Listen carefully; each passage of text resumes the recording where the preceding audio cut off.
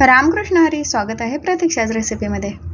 आज आपण करत आहोत मस्त असे छोले भटोरे। बघा, यामध्ये मी एक्स्ट्राचं काहीही वापरलेलं नाही। अगदी घरात जे छोले होते त्यापासूनच मी छोलेची भाजी बनवली आणि भटोरे देखील घरात जे आपलं गव्हाचे पीठ असतं त्यापासून बनवलेले आहेत।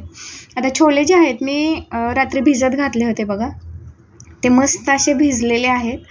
ते सकाळी उठून ते स्वच्छ असे धुवून घेतले, 2-3 पाण्याने मस्त असे धुवून घ्यायचे, नाहीतर त्याचा बघा थोडासा स्मेल देखील येतो।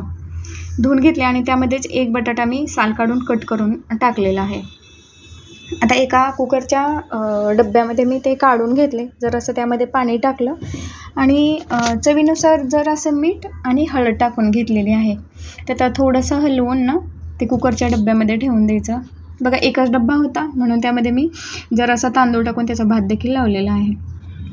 आता कुकर बंद करायचा आणि गॅसवर याच्या बघा 2 ते 3 शिट्ट्या काढून घ्यायच्या, जास्तही ते शिजवायचे नाहीत। 2 ते 3 शिट्ट्यामध्ये मस्त असे छोले आपले शिजले जातात, त्यासोबत भात देखील आपला तयार होतो। एका गॅसवर मी कुकर ठेवलेला आहे, तोपर्यंत आपण मसाल्याची तयारी करणार आहोत। एका पातेल्यामध्ये मी पाणी गरम होण्यासाठी ठेवलं होतं, ते व्यवस्थित असं गरम झाल्यानंतर त्यामध्ये मी कट केले 2 कांदे कट करून घेतले आणि 1 टोमॅटो देखील कट करून घेतला। दोन्ही कांदे कट केलेले आणि टोमॅटो त्या गरम पाण्यामध्ये टाकून घेतलं आणि त्यामध्येच बघा एक 4 ते 5 मिरे घेतलेले आहेत मी, साधारण 4 मिरे घेतले आणि 3 ते 4 लवंगा देखील टाकलेल्या आहेत। जराशी दालचिनी टाकली, आपली मसाल्यामध्ये जी विलायची असते ते देखील 1 मी घेतलेले आहे आणि जे चक्री फूल असतं बघा त्याच्या एक 5 ते 6 पाकळ्या मी काढून घेतलेल्या आहेत। पूर्ण चक्री फूल टाकायचं नाही, त्याचा बघा जरासा जास्तच वास येतो म्हणून त्याच्यातले मी अर्धच टाकलेलं आहे। ते सर्व मसाले टाकून घेतले आणि एक अशी मस्त अशी वाफ काढून घेतलेली आहे। इथे बघा एक वाफ काढली ना तरीही कांदा आणि टोमॅटो पाहिजे तेवढं सॉफ्ट झालेलं नाही।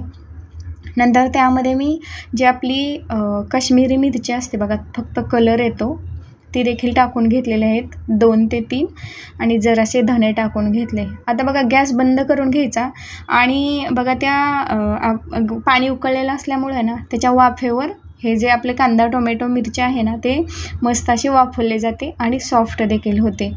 जरासं थंड झाल्यानंतर एका मिक्सरच्या जारमध्ये मी जे आपण सर्व पाण्यामध्ये टाकलेलं होतं ते काढून घेतलं।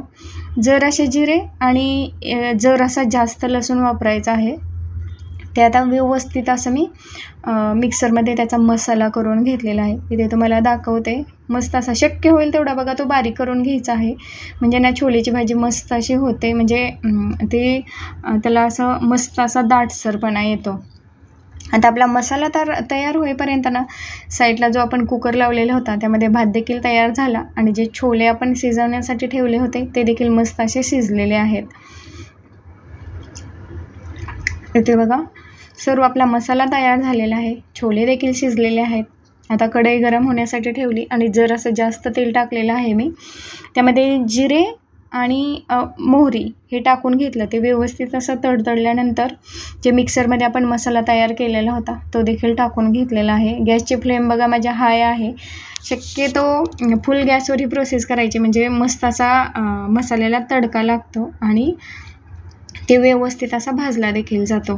आता जरासा हलवून घेतला आणि 1 ते 1.5 मिनिटाची एक वाफ काढून घेतली। वाफ काढल्यानंतर त्यामध्ये घरी तयार केलेली मी धणे पावडर होती बघा, ती टाकून घेतली 1 ते 1.5 चमचा आणि जे आपण काश्मीरी मिरची टाकली होती तो त्याने बघा फक्त कलर येतो, त्याला फारसा काही तिखटपणा नसतो, म्हणून इथे मी लाल मिरची पावडर देखील थोडीशी टाकून घेतली आणि ती व्यवस्थित परतून नंतर त्याची अजून एक वाफ काढून घेतलेली आहे। ही बघा पूर्ण प्रोसेस होण्यासाठी ना 5 ते 6 मिनिटं लागतात। 5 ते 6 मिनिटामध्ये मस्त असा आपला मसाला तयार झालेला आहे। नंतर त्यामध्ये जे आपण शिजवून घेतलेले छोले होते ते टाकून घ्यायचे आणि व्यवस्थित असं हलक्या हाताने ते आता हलवून घ्यायचे आहेत। दिसायलाही सुरेख दिसतंय बघा आणि चवीलाही खूप छान लागतं आणि घरी जो आपले मसाले असतात त्यापासून आपले हे छोलेची आपण भाजी तयार केलेली आहे। आता त्यामध्ये जरासा मी गूळ टाकलेला आहे, गूळ ऑप्शनल आहे बघा, जर तुम्हाला पाहिजे असेल तर बघा त्यामध्ये जरासा गूळ टाकला ना तर थोडासा त्याला गोडपणा येतो आणि चवीला जरा मस्त असं लागतं।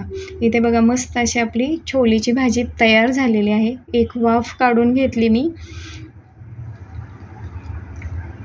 बघा इथं मस्त असा त्या छोल्याच्या भाजीला दाटसरपणा आलेला आहे. आता साईडला ना जे आपण नॉर्मली चपाती करण्यासाठी कणिक मळतो ना, तशाच पद्धतीने मी कणिक मळलेली आहे. गव्हाचं पीठ मळून घेतलेलं आहे. त्याला वेगळं असं काहीही केलेलं नाही. त्याच्यापासूनच आपण मस्त असे त्याची पुरी करणार आहोत, भटोरे करणार आहोत.